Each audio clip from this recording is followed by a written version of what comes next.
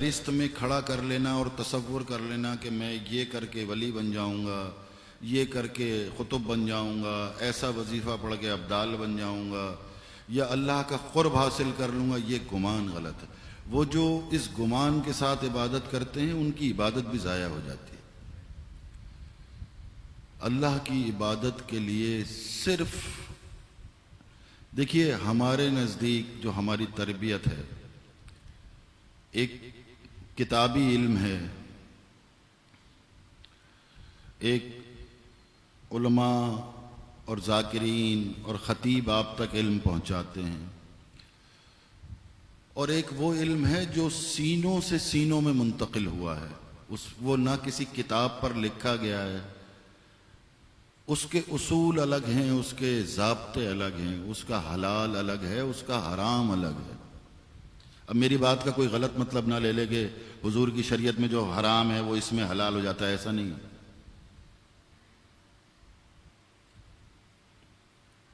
اس کی میں آپ کو ایک مثال دے دیتا ہوں۔ ہم جیسے عام لوگوں سے جب نماز میں کوئی غفلت ہو جاتی ہے، کوئی غلطی ہو جاتی ہے، ہم نے 2 کی جگہ 1 سجدہ کر لیا، یا قرأت میں کوئی غفلت ہو گئی کسی وجہ سے، تو ہمیں اجازت ہے سجدہ سہو کرنے کی، ہے اجازت۔ لیکن اہل دل کے ہاں اور عشاق کے ہاں، جو اس یونیورسٹی میں جن کا داخلہ ہو جاتا ہے، جو عشاق کی یونیورسٹی ہے، ان کے ہاں سجدہ سہو حرام ہے۔ اگر تم دعویٰ کرتے ہو کہ تم عشق کرتے ہو تو پھر تم سے غلطی کا ہو جانا یہ ممکن ہی نہیں ہے۔ پھر تم ایک سانس بھی کسی اور کے نام کی نہیں لے سکتے۔ میں لے سکتا ہوں، میں عام آدمی، مجھ سے غلطی ہو گئی، مجھے اجازت ہے سجدہ سہو کر لو اور اپنی نماز مکمل کر لو، ہو گئی۔ لیکن تم نے کہا کہ تم عاشق ہو، اب تمہاری توجہ ادھر ادھر کیسے جا سکتی ہے؟ تو عاشق سجدہ سہو حرام ہے اس کے بعد۔ یہ جو میں نے حرام حلال کی بات کی، یہ اس درجے میں کی ہے، ورنہ شریعت کا جو حرام ہے وہ سب پر حرام ہے، اور شریعت کا جو حلال ہے وہ سب پر حلال ہے۔ لیکن طریقت میں کچھ چیزیں اضافی، کچھ پابندیاں اس راستے کے مسافروں کے اوپر کچھ لگ جاتی ہیں، اسی طرح کچھ ان کو رعایت بھی حاصل ہو جاتی ہے عام لوگوں کے مقابلے میں۔ پھر آج وہ محفلیں یاد آتی ہیں جن میں میں حضرت صاحب کے ساتھ شریک ہوتا تھا، وہ جملے، وہ الفاظ یاد آتے ہیں جو میں نے اس زمانے میں سنے تھے، حالانکہ میں اس وقت ان کا مطلب نہیں جانتا تھا، ان کی گہرائیوں کو نہیں سمجھتا تھا، اس میں پوشیدہ راز کو نہیں سمجھتا تھا، بس وہ میرے لیے ایک جملے تھے۔ لیکن اب جب وہ میری یاد میں دوبارہ گردش کرتے ہیں تو اس کے اندر کیا کیا پنہا ہے۔ اب اللہ نے مجھ پر فضل کیا ہے، سرکار کی رحمت کے صدقے میں، ان کی نسبت کے صدقے میں، اور ان بزرگوں کی فیضان کے صدقے میں، ان کی پشت پناہی کے صدقے میں، اب وہ الفاظ مجھ پر کھلتے ہیں، اب ان کا اصل مطلب مجھ تک پہنچتا ہے۔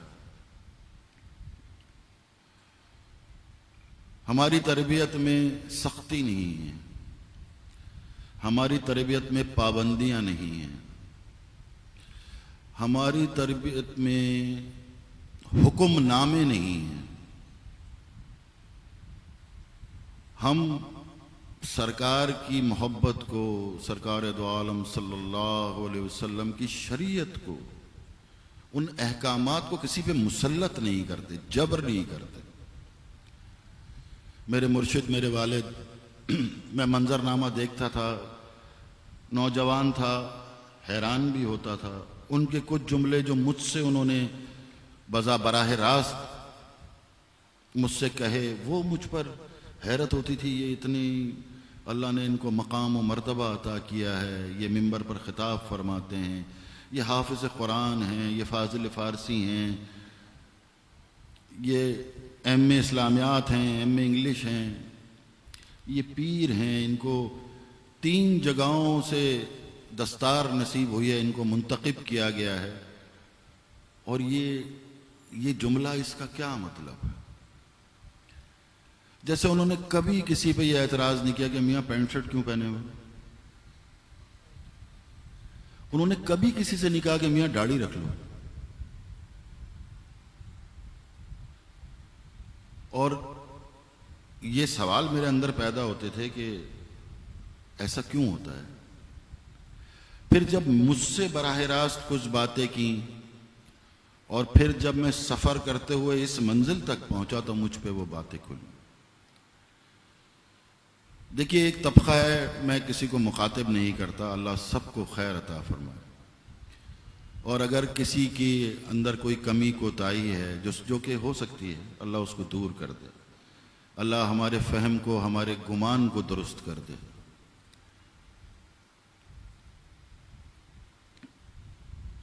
ہمیں سکھایا گیا کہ، اور عملی مظاہرہ کر کے دکھایا گیا، ہم نے دیکھا ایک طبقہ ہے جس کی نظر، جس کا دھیان، جس کی توجہ ذہن پر ہوتی ہے، عقل پر ہوتی ہے،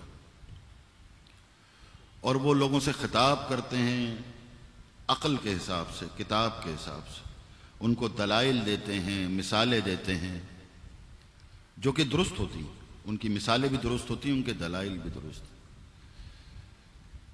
لیکن آج میں آپ سے بڑے ادب کے ساتھ جو سن رہا ہے، اللہ والا وہ ہے جس کی نظر دل پر ہونی چاہیے۔ انسان کی زندگی میں تبدیلی جب آتی ہے جب اس کا دل بدلتا ہے۔ عقل کے مرحلے تو ہمارے بدلتے ہی رہتے ہیں، چاہے کوئی ہماری تربیت نہ بھی کرے۔ ایک بچہ ہے، بچپن میں آگ کو بھی پکڑ لے گا، تھوڑا سا بڑا ہوگا تو آگ سے دور ہو جائے گا، آ گئی عقل۔ اس سے بڑا ہوگا تو بولنا سیکھ لے گا، اس سے بڑا ہوگا تو بولنے کے آداب سیکھ لے گا، عقل میں تبدیلی آتی جا رہی ہے۔ لیکن دل بڑی مشکلوں سے بدلتے ہیں۔ تو اللہ والوں کی نہ لباس پہ نظر ہوتی ہے، نہ ان کے حلیے پر کہ اس نے ٹوپی پہنی ہے یا نہیں پہنی، اس نے داڑھی رکھی ہے یا نہیں رکھی، اس کا علم کتنا ہے، اس کا فہم کتنا ہے، ان کا اس سے کوئی تعلق نہیں ہوتا۔ وہ دل کی طرف توجہ کرتے ہیں، اور یہی اپنے محب کے لیے، اپنے معتقد کے لیے، اپنے مرید کے لیے، اپنے پاس آنے والے اللہ کی مخلوق کے لیے یہی دعا کرتے ہیں، اللہ ان کے دلوں کو بدل دے، ان کے دلوں کو پاکیزگی عطا فرما۔ جب دل بدلے گا تو سب کچھ بدل جائے گا، لباس بھی بدل جائے گا، حلیہ بھی بدل جائے گا، انداز کلام بھی بدل جائے گا، نظریں بھی تبدیل ہو جائیں گی، سوچنے کا انداز، فہم و فکر بھی تبدیل ہو جائے گی۔ اور جب تک یہ بگڑا ہوا ہے، جب تک اس میں پاکیزگی نہیں ہے، جب تک اس کو طہارت میسر نہیں ہے، تب تک ظاہری طور پر آپ کوئی بھی حلیہ اختیار کریں، امامیں پہنیں، داڑھیاں رکھیں، لباس میں اپنے کسی چیز کا انتخاب کریں جو دین سے، شریعت سے قریب ہو، کچھ نہیں ہوگا۔ وہ تو سخت جملہ ہے لیکن سچ ہے، وہ تو بہروپیہ ہے، اندر سے اس کا دل سیاہ ہے، اور باہر سے اس نے ایک حلیہ اختیار کیا ہوا جس سے وہ لوگوں کو متاثر کرتا ہے، اس کے ذریعے سے وہ عزت پانے کی کوشش کرتا ہے، اس کے ذریعے سے وہ احترام کی تمنا رکھتا ہے، اس کے ذریعے سے اس کی یہ خواہش ہوتی ہے کہ مجھے آگے جگہ ملے، میرے حلیے کی بنیاد پر، میری بزرگی کی، ظاہری بزرگوں کی بنیاد پر۔ بزرگی کا ظاہر سے کوئی تعلق نہیں، بزرگی کا عمر سے کوئی تعلق نہیں۔ ایک 18-20 سال کا نوجوان بھی اگر کسی کی نگاہ میں ہے، کسی حقیقت والے کی، کسی سچے کی نگاہ میں ہے، تو وہ کسی 70 سال والے سے بھی آگے ہے، اور 100 سال کی عمر تک تسبیحاں گھما کے وظیفے پڑھنے والے اگر کسی کی نگاہ میں نہیں ہے۔ اصل میں معاملہ یہ ہے، اس راستے میں اختیار نہیں ہے، انتخاب ہے۔ جس کا انتخاب ہو جائے اب وہ مالک ہیں، نوجوان کا کر لیں، بوڑھے کا کر لیں، جوان کا کر لیں، منتخب ہے۔ اور میرے حضرت کا ایک جملہ ہے جو وہ اکثر گھر میں چلتے پھرتے فرماتے تھے کہ میاں کمائی میں خطا ہو سکتی ہے، کمائی یہ کہ میں نمازیں پڑھ رہا ہوں، کما رہا ہوں نا، نیکی، تسبیحات پڑھ رہا ہوں، عبادتیں کر رہا ہوں، کمائی میں خطا ہو سکتی ہے، لیکن عطا میں خطا نہیں ہوتی۔ جب وہاں سے عطا ہوتا ہے نا تو اس میں کوئی کمی نہیں ہوتی، وہ دلوں کو بھر دیتے ہیں، وہ اتنا دے دیتے ہیں کہ اس کے بعد سنبھالنا مشکل ہو جاتا ہے۔ تو توجہ عطا کی طرف کرو، اس کی طلب کرو کہ آپ کچھ عطا فرما دیجئے۔ اس کتاب کو پڑھ کے تم نے جو سمجھا اس پر فخر نہ کرو، 4 تسبیحاں گھما کے تم نے سوچا کہ میں نے اتنی نیکیاں جمع کر لی ہیں، اس پر فخر نہ کرو۔ تکبر کے بہت سارے درجے ہیں، ہر طرح کا تکبر اللہ کو پسند نہیں ہے، اللہ سب سے زیادہ ناراض ہوتا ہے کبر کرنے والے سے۔ لیکن 2 تکبر ہیں جو بہت خطرناک ہیں، جس کے بارے میں کہا گیا کہ یہ انسان کا پیچھا قبر تک نہیں چھوڑتے، اگر کوئی اس میں اللہ نہ کرے مبتلا ہو جائے۔ ایک تکبر ہے نیکی کا، میاں ہم تو تکبیر اولیٰ سے نماز پڑھتے ہیں، الحمدللہ 5 سال ہو گئے تہجد قضا نہیں ہوتی، ہر جمعرات ہر پیر کا نفلی روزہ رکھتے ہیں۔ ارے بھائی رکھتے ہیں تو آپ مجھ پر کیوں بیان کر رہے ہیں؟ مطلب آپ نہیں، اس کا مطلب یہ ہے کہ آپ مجھے حقیر جان رہے ہیں اور خود کو بلند جان رہے ہیں۔ آپ کو معلوم ہے میں یہ کام نہیں کرتا، میں تہجد نہیں پڑھتا، میں نفلی روزے نہیں رکھتا، تو آپ اس کا ذکر کیوں کر رہے ہیں؟ اس کا مطلب ہے آپ خود کو بلند ظاہر کرنا چاہتے ہیں۔ یہ ہے نیکی کا کبر۔ اور اس سے بھی زیادہ خطرناک کبر جو اس وقت زمانے میں آپ کو سورج کی طرح روشن نظر آئے گا، وہ ہے علم کا کبر۔ یہ اتنا خطرناک، علم کا کبر اس لیے زیادہ بڑا ہے کہ بادشاہ وقت اپنے تخت پر بیٹھا ہو، طاقتور ہو، زوردار ہو، اور اس کا استاد آ جائے، کھڑے ہو کے استقبال کرے گا اس کا، اور استاد ایک عام آدمی ہوگا، غریب ہوگا، لیکن اس کے اندر کبر پیدا ہوگا کہ دیکھو میرے لیے بادشاہ بھی کھڑا ہوتا ہے، ہاں وقت کا بادشاہ بھی میرا کھڑے ہو کے استقبال کرتا ہے۔ تو علم کا تکبر، یہ 2 تکبر بہت خطرناک ہے۔ اور ابھی ہم گھر پہ بیٹھے ہوئے تھے، یہ بچے بھی تھے، کچھ 1-2 لوگ اور بھی تھے، تو میں ان کے ساتھ، انہوں نے سوال کیا تو اس موضوع میں ذرا سی وسعت ہوئی تو میں اس مقام تک پہنچ گیا، آپ سے بھی وہ بات شیئر کر لیتا ہوں۔ دیکھیے، انسان کا علم، ایمان، اللہ سے قرب، سرکار سے نسبت، یعنی ہر طریقے سے آپ اپنے آپ کو چاروں طرف سے کھنگال لیں، چیک کر لیں، اپنی تحقیق کر لیں، سارا راز، اور اسی میں ہم غافل ہیں، سارا راز چھپا ہوا ہے لا میں، لا الہ الا اللہ محمد رسول۔ اب یہ ساری چیزیں بعد میں ہیں، ذرا اللہ سے بڑا علم کسی کا ہے؟ اللہ سے زیادہ حکمت کوئی، وہ حکیم ہے، ہم اس کی حکمت کے راز کو نہیں سمجھ سکتے۔ بے شمار اس کی صفات ہیں، لیکن حکمت بہت بڑی صفات میں آتی ہے۔ یہ جو لا ہے نا، بس یہی ہے سب کچھ۔ میری مرضی لا، میری خواہش لا، میرا نفس لا، میرا اقتدار لا، میری طاقت لا، میری کرسی، میرے پاس نرینہ اولاد کی کثرت لا، میرے پاس حسن لا، میرے پاس حسن کلام لا، میرے پاس حسن عبادت، کثرت عبادت لا۔ ہر چیز سے نہیں کرو گے۔ گفتگو ہو رہی تھی، ہمارے ہاں ہیں بس تنگ سینوں کے مالک ہیں، ہر چیز کو شرک سے جوڑتے ہیں، یہ شرک ہے، یہ شرک ہے، یہ کرنا شرک ہے، یہ کرنا شرک۔ ارے بھائی، جس کے شرک کے قریب تم کوئی کسی کو لا رہے ہو، پہلے ذرا مقابلے کے لیے، تقابل کے لیے کچھ پرسنٹ قریب ہونا تو ضروری ہے۔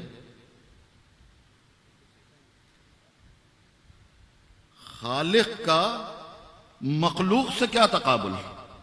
یہ تقابل ہی غلط ہے کہ جی آپ تو یہ آپ بزرگوں کے آگے جھک جاتے ہیں، آپ یوں کرتے ہیں، آپ یوں کرتے ہیں، یہ شرک ہے۔ اچھا، وہ جو یہ بیان کر رہا ہے وہی اپنی ماں کے سامنے رکوع میں چلا جاتا ہے، میرے سر پہ ہاتھ رکھ کے دعا دے دیں، وہ بھی تو مخلوق ہے، اس کی ماں بھی تو مخلوق ہے، وہ بھی تو اپنے بچے پر جب پیار آتا ہے، بچہ شرارت کر رہا ہے، کھیل رہا ہے، اس کے پیر چوم لیتا ہے، سر جھکا دیتا ہے اس کے آگے۔ بچوں کو کندھوں پہ بٹھا کر، کمر پہ بٹھا کے سواریاں کرا رہے ہوتے ہیں، اور یہ تو حضور کی سنت ہے، یہ تو سرکار دو عالم کی سنت ہے۔ ہر چیز، گھر میں ماں یا باپ کی تصویر لگی ہوئی ہے اور آپ اس کمرے میں نماز، نہیں، یہ تو شرک ہے، یہاں تصویر لگی ہوئی ہے۔ ارے میاں، یہ مخلوق ہے، یہ مٹی میں مل گئے جا کے، یہ قبروں میں چلے گئے، وہ حی ہے، زندہ ہے، وہ قیوم ہے، قائم ہے، وہ سمیع ہے، سن رہا ہے، وہ بصیر ہے، دیکھ رہا ہے، وہ علیم ہے، علم رکھنے والا ہے، وہ خبیر ہے، خبر رکھنے والا ہے، وہ غالب ہے، غلبہ رکھنے والا ہے۔ تم تقابل کرتے ہو ان سے، اچھا پھر تم اس سے آگے بڑھتے ہو، یہ مندر میں بت رکھا ہوا ہے، یہ شرک ہے۔ اس درجے میں کہ وہ ایمان پر نہیں ہے، وہ شرک ہے، بے شک شرک ہے، لیکن کس سے شرک، تقابل کس سے کر رہے ہو؟ اس مٹی کی ڈھیری سے جس سے ایک شکل بنا دی گئی، جس پہ رنگ ونگ کر دیا گیا ہے اور اس کو رکھ لیا گیا سجا کے، اب وہ بے وقوف اس کی عبادت کر رہے ہیں۔ لیکن یہ ادنا درجے ہیں شرک کے بہت۔ وہ جو اپنے اوپر سے مکھی نہیں اڑا سکتا، اس کا مقابلہ پر تم نے اللہ کو کھڑا کر دیا۔ ذرا تصور کرو تم کیا کہہ رہے ہو، غور کرو تمہاری فکر کیا ہے، تمہارا علم کیا ہے۔ اس مورت کو، جس کو اٹھا کے اگر مندر سے باہر رکھ دیا جائے تو کتا پیشاب کر دے گا اس کے اوپر، اور تم نے اس کو کس کے مقابل لا کے کھڑا کر دیا؟ اب سنیں شرک کیا ہے۔ شرک ہے میں، بت ہے نفس۔ غلامی ہم کس کی کرتے ہیں؟ اپنی خواہشوں کی، اپنی نفس کی۔ مجھے یہ خاتون اچھی لگ رہی ہے، میں ان سے نکاح کروں گا، یہ تو میری نفس کی خواہش ہے نا، اور اب کر لیا تو میں ان کے آگے پیچھے ہوں، ان کی تعریفیں کر رہا ہوں، ان سے محبت کا اظہار کر رہا ہوں۔ اتنی عقیدت اور اتنی سچائی سے تڑپ وہاں کے لیے نہیں ہے۔ حضور سے محبت کا دعویٰ کرنے والے اتنا سا سوچ لے، صرف ایک حکم ہے، جو اپنے لیے پسند کرو وہی اللہ کی راہ میں دینے کے لیے پسند کرو، ہے یہ حکم، اور یہ بخشش سے جڑا ہوا ہے۔ جو یہ عمل نہیں کرے گا اس کی بخشش نہیں ہوگی، وہ چاہے کتنی عبادتیں کر لے۔ جتنا تمہارے دل میں تڑپ اپنی محبوبہ کے لیے، حضور کے لیے اتنی تڑپ اٹھتی ہے دل میں، چلو برابر ہی کر دو، حالانکہ یہ کوئی معیار نہیں ہے۔ جتنا تم تڑپ جاتے ہو اپنے بچے کو کسی تکلیف میں، بیماری میں دیکھ کے، وہ گر گیا، اس کو چوٹ لگ گئی، خون نکل آیا، وہ جو ایک تمہارے اندر ایک تڑپ پیدا ہوتی ہے، ایسے تڑپ کے کبھی سرکار کا نام لیا ہے یا رسول اللہ، جسم کا رومٹا رومٹا کھڑا ہو جائے، لرزہ طاری ہو جائے، کبھی آیا ہے ایسا؟ پھر کس بات پہ محبت کا دعویٰ کرتے ہو؟ کون سی چیزیں تمہیں یہ کہتی ہے کہ ہم عاشق رسول ہیں؟ انسان اپنی نفس کی، اپنی میں کا غلام، اور یہ میں بت ہے، اور اس میں کی غلامی کرنا شرک ہے۔ باقی یہ سب ادنا درجے کی باتیں۔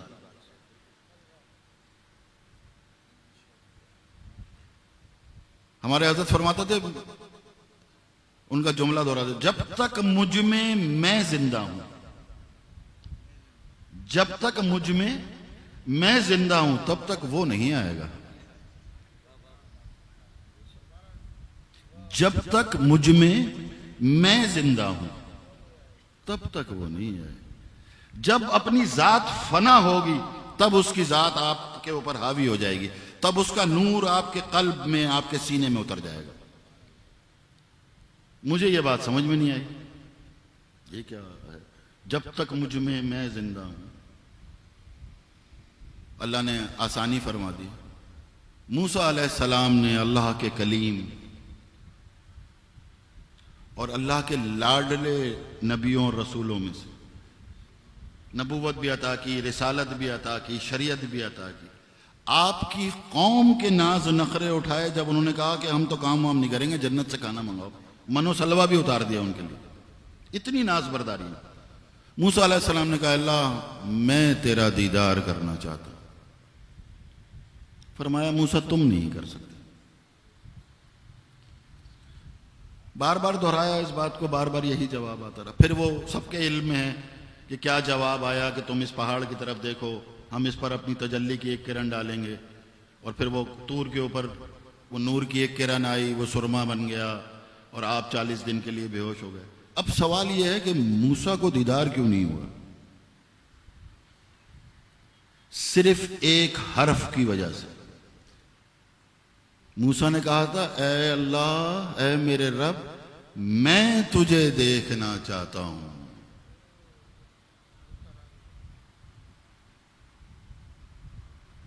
ابھی تجھ میں تو زندہ ہے، تیرا میں بول رہا ہے میں دیکھنا چاہتا ہوں، اس لیے دیدار نہیں ہوا۔ اب جی، اور اب سرکار دو عالم کی حیات مبارکہ، آپ کی سیرت پڑھیں، بزرگوں سے سنیں، علماء سے سنیں۔ میرے آقا نے کبھی فرمایا اللہ میں تجھے دیکھنا چاہتا ہوں؟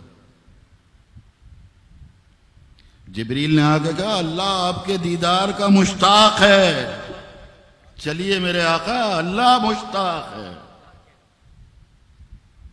پھر جب آپ اپنی ذات کی نفی کر دیتے ہیں تو وہ اس طرح استقبال کرتا ہے، پھر وہ اس طرح بلاتا ہے، پھر وہ اس طرح داخل ہوتا ہے آپ کے اندر۔ ہمیں ہمارے یہاں سکھایا جا رہا ہے، میں دیکھتا بھی ہوں، سنتا بھی ہوں، کبھی کبھی اتفاق ہوتا بھی ہے ان محافل میں جانے کا۔ مجمع بیٹھا ہے، آپ تصوف پر بیان کر رہے ہیں، آپ معرفت پر بیان کر رہے ہیں۔ دیکھیے ہمارے نزدیک شاید میرے الفاظ سخت ہوں، ہمارے نزدیک وہ عالم عالم نہیں، وہ مفتی مفتی نہیں، وہ صاحب مسند نہیں جو ماضی کے قصے سنائے اور مستقبل کی خبر دے، بیکار ہے وہ۔ جو ماضی کے قصے سنائے اور مستقبل کی خبر دے، وہ تو کتابوں میں لکھا ہوا ہے، معاملہ سارا حال کا ہے۔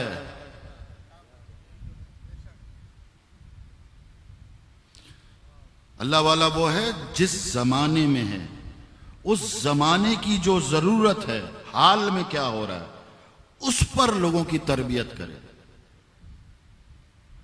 اس کے لیے لوگوں کی ذہن سازی کرے، ان کے دلوں کی تربیت کرے، اس کے لیے دعا کرے اپنے مریدین، محبین یا عام اللہ کی مخلوق کے لیے۔ میں ابراہیم علیہ السلام اور اسماعیل علیہ السلام کے ذبح کا قصہ سناتا رہوں، نعرے لگ جائیں گے؟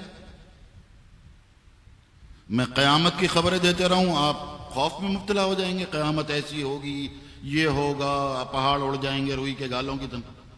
یہ لے کے کیا جائیں گے؟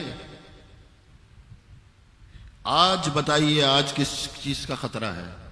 آپ معرفت پڑھا رہے ہیں، اور آپ پڑھا رہے ہیں، آپ دو جبے پہن کے اور دو پگڑیاں باندھ کے آپ نے سمجھ لیا کہ آپ سب سے بڑا فریب ہے یہ۔ اللہ کی معرفت تلاش کرو، اللہ اکبر کہتے ہوئے جسم پر لرزہ طاری ہوتا ہے۔ سرکار کی معرفت تلاش کرو، اللہ اکبر۔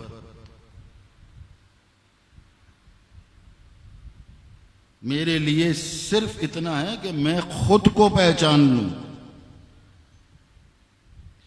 ہم نے اپنی گردنوں کو اوپر کر لیا اور اپنی نظروں کو سامنے کر لیا، ہم سب دیکھ رہے ہیں، اس میں یہ خرابی ہے، اس میں یہ کمی ہے، اس میں یہ کوتاہی ہے، یہ بات غلط کر رہا ہے، یہ عمل غلط کر رہا ہے، بس یہاں نہیں دیکھ رہے۔ معرفت کا پورا راز اپنی ذات میں پنہا ہے۔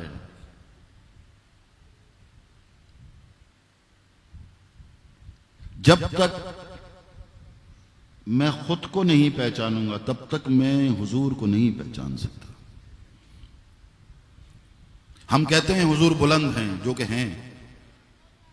ہم کہتے ہیں حضور اول ہیں، حضور آخر ہیں، حضور یاسی ہیں، حضور طٰہٰ ہیں، بے شک ہیں. لیکن یہ صرف الفاظ ہیں. کیا میرا دل اس بات کو جانتا ہے؟ ان لفظوں کی مجھ پر، ان حرفوں کی، ان مقدس ناموں کی، ان القاب کی، جب میں ان کو زبان سے دہراتا ہوں میرے اندر کوئی کیفیت پیدا ہوتی ہے کہ یاسین کیا ہے؟ کبھی کسی نے غور کیا ہے کہ یہ سورہ یاسین بھی ہے، سورہ یاسین کو کیا مقام ہوتا ہے؟ اور پھر یہ یاسین حضور کو لقب عطا کر دیا اللہ نے. یہ حضور کا لقب ہے نا. اور ایک اور کمال کی بات بتاؤں، ایک آیت مکمل ہو جاتی ہے یاسین، ایک آیت مکمل ہو گئی. کبھی کسی نے تلاش کیا یہ کیا معاملہ ہے؟ ایک اسم لینے پر نام ہے نا، ہمیں پتہ چل گیا حضور کو عطا ہوا حضور کا نام ہے، اس میں مبارک ہے. ایک اسم کے اوپر ایک آیت مکمل ہو گئی. یہ خطاب ہے اپنے محبوب سے.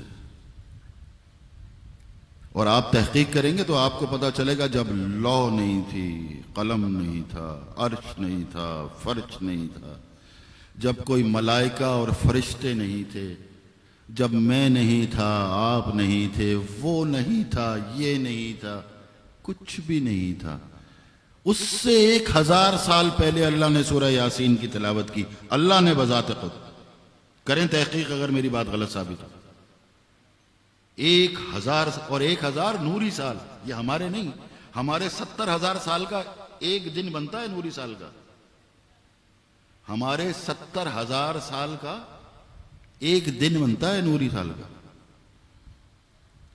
70,000 سال پہلے اللہ نے تلاوت کی. اور کسی اہل علم سے اور کسی عربی دان سے پوچھئے کہ یہ جو ہم پڑھتے ہیں، اچھا پڑھتے بھی اسی طرح ہیں، یاسین، یاسین نہیں پڑھ سکتے، ایسے ہی پڑھتے ہیں میاں. کوئی حافظ بیٹھے ہوں گے، کوئی قاری بیٹھے ہوں گے، جانتے ہیں اسی طرح پڑھا جاتا ہے. یہ ایسے ہے جیسے کوئی سامنے ہو اور اس کا نام لے کے پکارا جا رہا ہو، یاسین. پوچھئے کسی سے. یہ میرا دعویٰ نہیں ہے، یہ میرا علم نہیں ہے، میں تو حقیر ہوں بہت. وہ جب اللہ ان کو خطاب کر رہا ہے، ہم کہتے ہیں ہمیں ہمارے بزرگ وہ بزرگ جن کا میں ذکر کر رہا ہوں، کہتے ہیں حضور کی معرفت حاصل کرو. تم بتاؤ گے معرفت اور تم پہنچو گے. تم بتاؤ گے تصوف کیا ہے. تصوف کا نام ہے قلب کی صفائی، ذات کی صفائی کا نام تصوف ہے. عام انسان کو جو بیچارہ بجلی کے بلوں کے مسائل میں، نوکریوں کے مسائل میں، ٹریفک کے مسائل میں، بچوں کی فیسیں دینے کے مسائل میں، گھر میں بزرگ ہیں، بیمار ہیں، ان مسائل اس کو تم کہہ رہے ہو معرفت حاصل کرو. معرفت کا مطلب پتہ ہے؟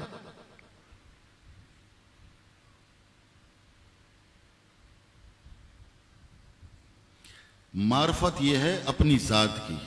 اور جیسے ہی آپ خود میں جھانکیں گے آپ کو اپنی ذات چھوٹی ہوتی ہوئی نظر آئے. اسی لیے انسان خود میں نہیں جھانکتا، حقارت محسوس ہوتی ہے. میں کیا ہوں اللہ جانتا ہے اور میں جانتا ہوں. میں آپ کے سامنے ہوں، میری تنہائیاں کیسی ہیں اللہ جانتا ہے اور میں جانتا ہوں. تو جب خود کو دیکھتا ہے تو حقیر ہوتا ہے، پست ہوتا چلا جاتا ہے. اور کمال اسی میں چھپا ہوا ہے، جتنا پست ہوگا اتنی حضور کی ذات بلند ہوگی. یہ تو تن کے کھڑے میں ہم عاشق رسول ہیں، یہ تو آپ تن کے کھڑے ہو گئے. جتنا حقیر ہوگا، یہ بڑی اچھی کیفیت ہے. اسی لیے تو بزرگ سے کہتے ہیں کہ میاں اپنی طرف توجہ دو، قلب کی طرف دیکھو. اپنے حقارت محسوس ہوگی، پستی، میں کہاں وہ کہاں. تبھی تو بلندی پیدا. جب آپ دعوے کرنا کھڑے ہو جائیں گے تو پھر تو آپ وہ پستی تو آپ محسوس ہی نہیں کر رہے, پھر وہ بلندی تو آپ کو پتہ ہی نہیں چل رہی کہ وہ بلندی کیا ہے. تو جب تک اعتراف نہیں ہوگا, ان کو جس چیز کی ضرورت ہے, یہ مجمع بیٹھا ہے. آج کے زمانے میں کیا ہے؟ آج کے زمانے کا سب سے بڑا فتنہ ہے بے حیائی. ان کی بار بار توجہ اس طرف دلانی. آج کا فتنہ ہے بے پردگی. تو مرد حضرات کی توجہ اس طرف دلانی ہے اور تنہائی میں بیٹھ کے اپنی بیٹیوں اور بہنوں کے لیے گڑ گڑانا ہے اللہ کے ساتھ, اللہ ان کو حیا عطا کر دے, اللہ ان کی عفت عصمت کی حفاظت کر دے. وہ گمراہی کی طرف مائل ہیں, تو ہدایت کے راستے کھول دے. ہمارا کام یہ ہے. بڑے بڑے لیکچر دے رہے ہیں آپ لوگوں کو, ایسی ایسی مشکل باتیں بتا رہے ہیں جس کو وہ سن لیتے ہیں آپ کے ادب میں کہ اللہ اور رسول کی محفل میں آئے ہوئے ادب سے انہوں نے سن لیا. حاصل کر کے کیا گیا وہ؟ ان کا مسئلہ روزگار ہے. آج کا مسئلہ حلال اور طیب رزق ہے. ایک ہی بات سکھائی جا رہی ہے, میری بات پہ غور کیجئے گا. پچھلے 5 سال کے بیان سنیں اور کرنٹ بیان سنیں اور آئندہ بھی سنیے گا. حلال رزق کماؤ, حلال رزق کماؤ, حلال رزق کماؤ. ارے میاں دھوکہ دے رہے ہو اللہ اور اس کے رسول کو اور اس کی مخلوق کو, جو تم سے وابستہ ہیں, تم سے محبت کرتے ہیں, تمہاری عزت کرتے ہیں, تمہارے علم پہ بھروسہ کرتے ہیں. گمراہ کر رہے ہو. میں نے ایک بکرا لیا, بکرا کھانا حلال ہے, اللہ کے نام پہ ذبح کیا اس طریقے سے جو طریقہ ہے حلال ہے, میں نے کھا لیا, حلال جانور تھا, حلال طریقے سے ذبح ہوا, طیب ہے.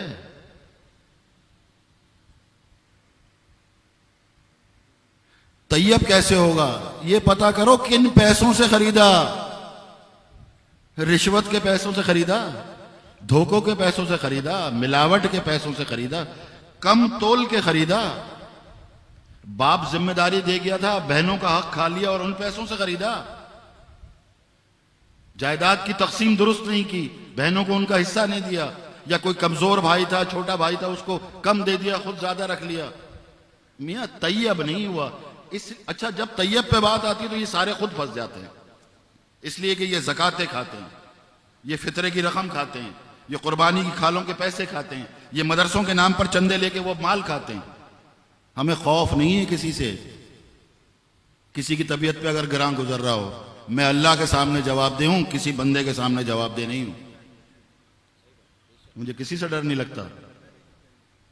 اور میرے خانوادے کا جو سب سے بڑی بلندی ہے نا, ہماری تو دیکھ لیجئے, ہم تو اللہ کی راہ میں جان دیتے ہیں, ہمیں موت بہت سے بھی نہیں ڈرانا کہ تمہارے پاس گنڈوں کے گروپ ہیں تو تم دھمکی دو کہ ہم یہ کر دیں گے اور وہ کر دیں گے. موت بہت سے بھی ڈر نہیں لگتا بھائی. اگر موت سے ڈر لگنے لگے تو پھر ہم اپنے آپ کو سیدنا علی کی اولاد نہیں کہہ سکتے. اگر مصلحت سے کام لینے لگے تو پھر ہم علی کے بیٹے نہیں ہیں.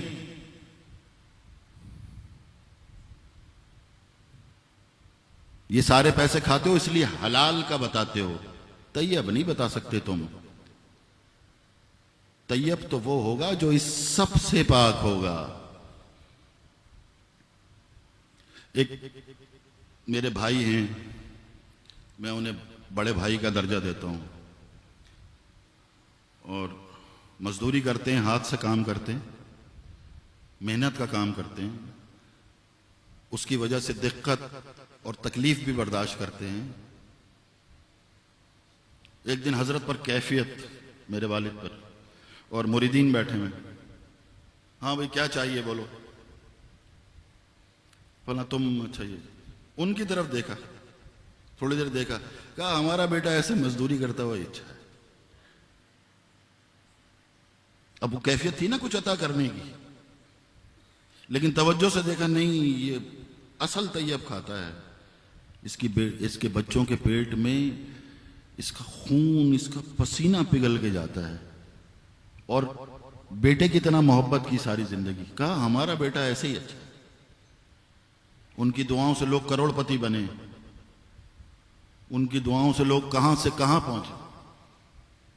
وہ خدمت گزار بھی ہے، وہ بیٹا جس کو بیٹا کہہ رہے ہیں وہ خدمت گزار بھی ہے، وہ باادب بھی ہے، وہ فرما بردار بھی ہے، جو کہہ دیا جی، ان کی طرف دیکھ کے کہا نہیں ہمارے بیٹا ایسے ہی ٹھیک ہے. تو جان لیں نا پھر کیا ہے. ساری گفتگو کا لب لباب یہ ہے کہ یہ جو آپ سنتے ہیں اس سب کے اوپر توجہ ہٹا لیجیے. اللہ کو سجدہ کیجئے اللہ کے لیے کہ تو میرا رب ہے اور تو عبادت کے لائق ہے اور میں مخلوق ہوں، میرا کام ہے تجھے سجدہ کرنا. اور آپ کو عبادت کا راز بتا دوں، کوئی عبادت اپنی ذات میں عبادت نہیں ہے. عبادت صرف ایک چیز کا نام ہے. اب وہ روزہ ہو، نماز ہو، حج ہو، زکوٰۃ ہو، خیرات ہو، فطرات ہو، نفلی عبادت ہو، سنت عبادت ہو، واجب عبادت، ہر عبادت ایک چیز میں چھپی ہوئی ہے. کوئی بھی عمل اس وقت عبادت بنے گا جب آپ شکر کے زمرے میں کریں گے اسے. جب آپ نماز پڑھ کے ہاتھ اٹھائیں گے، اللہ تیرا شکر ہے تو نے مجھے سجدہ کرنے کی اجازت دی، تیری حمد پڑھنے کے لیے، تیرے آگے سر جھکانے کے لیے کون کون سی مخلوقیں ہیں مجھے تو معلوم بھی نہیں، ان کی تعداد کیا ہے مجھے معلوم نہیں، تو مجھ جیسے کو تو نے اپنے دربار میں آنے کی اجازت دی، مزے چلے گئے، اور مجھ جیسے کو تو نے سجدہ کرنے کی اجازت. جب آپ نے عبادت پہ شکر، عمل پہ شکر کیا، وہ عبادت میں تبدیل ہو گیا.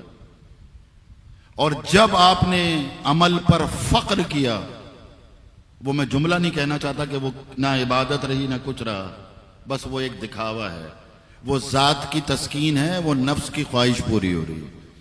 تو میں آپ سے درخواست کرتا ہوں، آپ تمام حضرات سے، آپ بھی، آپ کے بچے بھی، اپنی جو لوگ شادی شدہ ہیں اپنی ازواج کو بھی یہ سمجھائیں کہ اللہ کی عطا پر راضی ہو جائیں. یہ دعا اچھی نہیں لگتی کہ اللہ تو ہم سے راضی ہو جا. کچھ مجھے، میں یہ نہیں کہہ رہا کہ یہ غلط ہے، لیکن مجھے کچھ اس میں، وہ کس سے ناراض ہوتا ہے؟ وہ جس سے ناراض ہو جائے اس کا بچتا ہی کچھ نہیں. وہ جو اس کے خلاف کھڑے میں ہیں، اس کے حبیب کی امت کی کیا ہو رہا ہے فلسطین میں؟ ان کی نسلیں بھی چل رہی ہیں، وہ کھا بھی رہے ہیں، وہ طاقتور بھی ہیں، وہ مالدار بھی ہیں، اور ادھر کیا ہے؟ کمزوریاں ہیں. تو اپنی ہمیں یہ دعا کرنا چاہیے، اے اللہ جو کچھ تو نے ہمیں عطا کیا اس پر ہمارے دل کو راضی کر دے. یہ شکوہ نہ رہے، یہ تو ہے، یہ نہیں ہے، بیٹا ہے بیٹی نہیں ہے، بیوی ہے تو لیکن حسین نہیں ہے، وفادار تو ہے میاں، بڑی حسین اور بے وفا ہو پھر کیا کریں گے؟ بڑی حسین اور بد زبان ہو، کڑوا بولتی ہو، تانا دیتی ہو، 4 دن کے بعد اس کا حسن مٹی میں ملا ہوا ہوگا. تو جو کچھ اللہ نے عطا کیا اللہ ہمیں اس پر راضی کر دے. اور ہر دعا کے ساتھ اپنی اولاد، اپنی ازواج کے لیے دعا کریں، اے اللہ مجھے، میری زوجہ کو، میری بہن بھائیوں کو، میری اولاد کو اس زمانے کے سب سے بڑے فتنے جو سرکار نے فرمایا بے حیائی سے محفوظ رکھ. اے اللہ ہم کمزور ہیں، تو قوی ہے، ہمارے لیے رزق کی پاکیزگی والے اسباب پیدا کر دے. اے اللہ ہمیں گمراہیوں سے بچا. اے اللہ ہمیں حق پر قائم رکھ، اپنے سوا کسی کا محتاج نہ بنا. اے اللہ حضور اور ان کی آل کی محبت کی خوشبو عطا فرما. اے اللہ اس کو طلب کرنے کی توفیق عطا فرما. اور یہ جن بزرگوں کی ہم عقیدت میں آج محفل سجائی گئی، اللہ ان کے درجات کو بلند فرمائے. چاروں سلاسل کے وہ تمام بزرگ اللہ جو تیری بارگاہ میں، سب کی مغفرت فرما، سب کے درجات کو بلند فرما. ہمارے سلسلے کے سرقیل حضرت سیدنا شاہ امیر ابو اللہ رحمۃ اللہ علیہ، اللہ ان کے درجات کو بلند فرما اور بلند فرما اور بلند فرما. اے اللہ میرے والدین کریمین کی مغفرت فرما، میرے چچا کی مغفرت فرما. یا اللہ حاضرین محفل، ان کے اعزا، اقربا، والدین، بہن بھائی، دوست، احباب جو بھی تیری بارگاہ میں، سب کی مغفرت فرما، سب کے درجات کو بلند فرما. اے اللہ خیر عطا فرما، خیر تقسیم کرنے کا شرف نصیب فرما. آسانیاں عطا فرما، آسانیاں تقسیم کرنے کا شرف نصیب فرما۔ وصلی اللہ تعالی علی خیر خلقی محمد وعلی آلہ وصحبہ اجمعین برحمتک یا ارحم الراحمین۔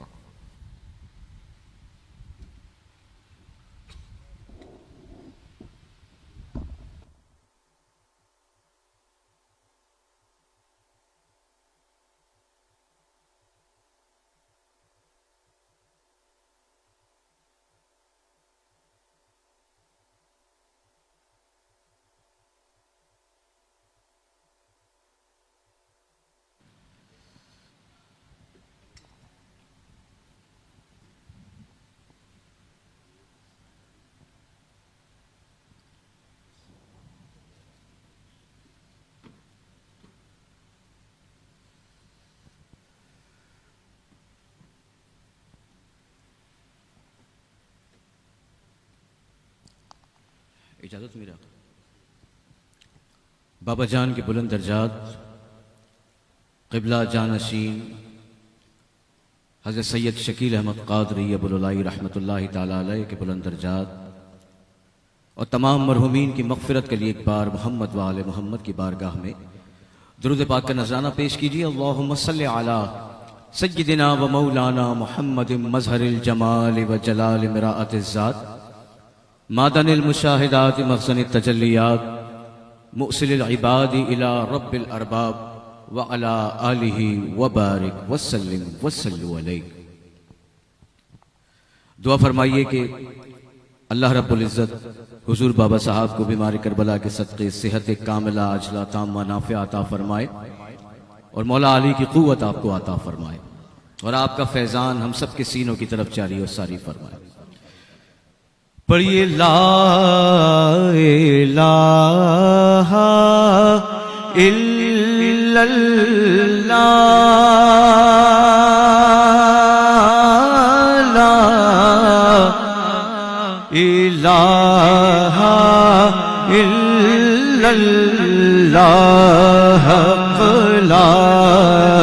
الہ الا اللہ، الہ الا اللہ،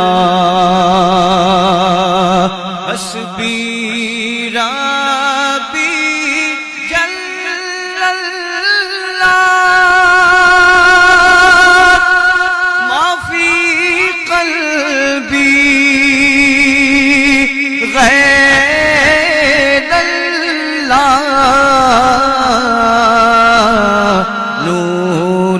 محمد صلی اللہ، لا الہ الا اللہ، پڑھیے لا الہ الا اللہ، لا الہ الا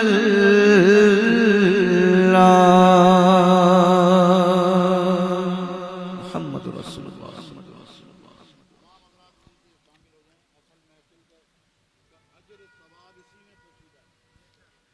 پڑھیے صلی اللہ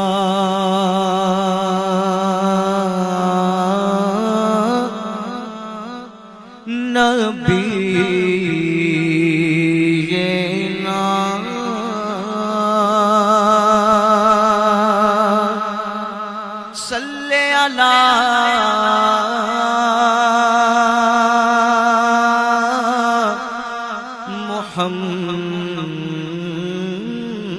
محمد، پڑھیے صلی اللہ یاسین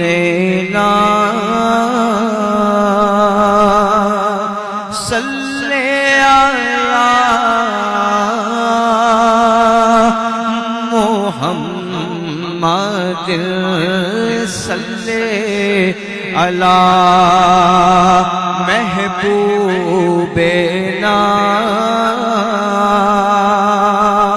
صلی اللہ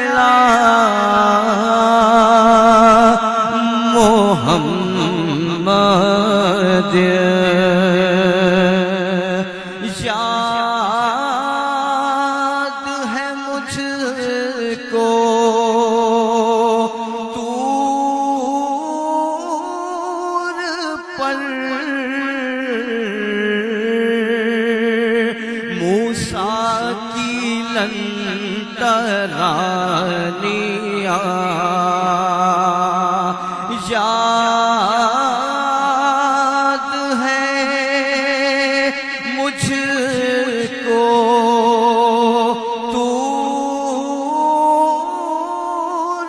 پر موسیٰ کی ترانیاں ان کو کہا نہیں، ارے یار کو سب دکھا دیا، پڑھیے صلی اللہ مقصود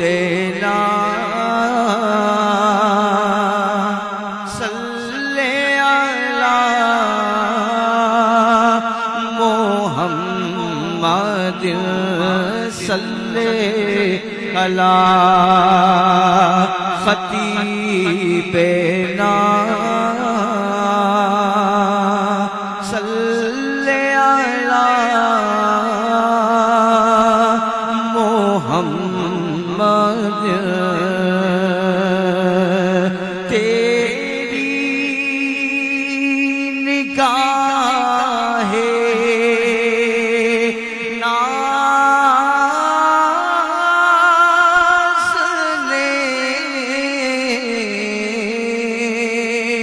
مست مجھے بنا دیا، تیری نگاہیں ناز نے مست مجھے بنا دیا، سے لے کے عرش تک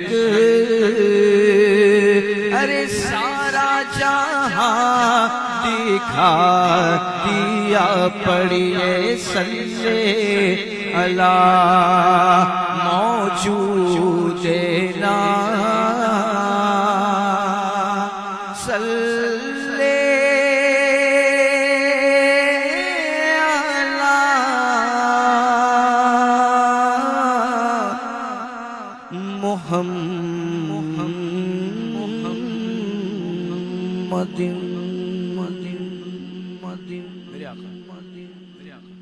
جنید صاحب تشریف لائیے، سلام پڑھیے۔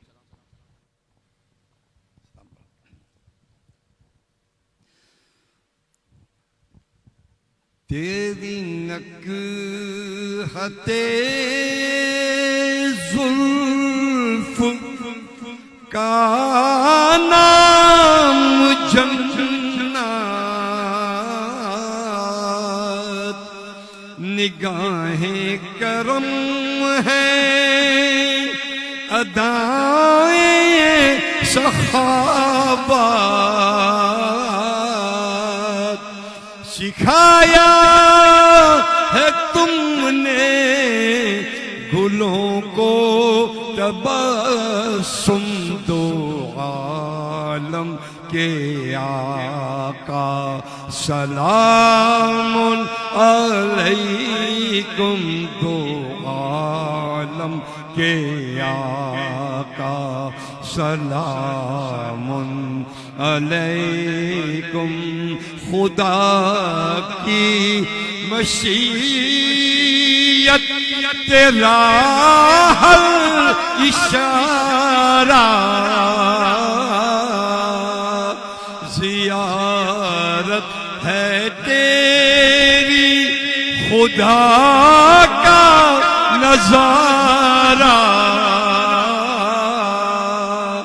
کلام خدا تیرا حسن تکلم، دو عالم کے آقا سلام علیکم، دو عالم کے آقا سلام علیکم۔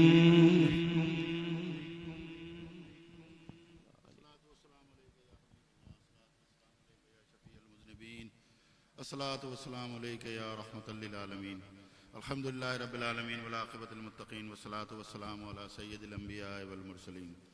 ऐ अल्लाह, तूने फ़ज़ल किया, तूने करम किया।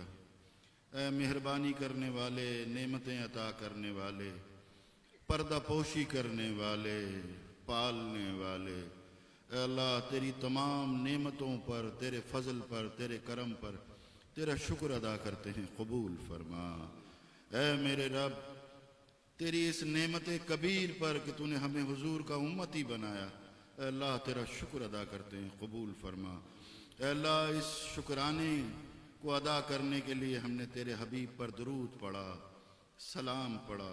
ऐ अल्लाह, हमारे पढ़ने में, हमारे तलफ़्फ़ुज़ में, हमारे अदब में जो कोई कमी हुई, कोताही हुई, दरगुजर फरमा।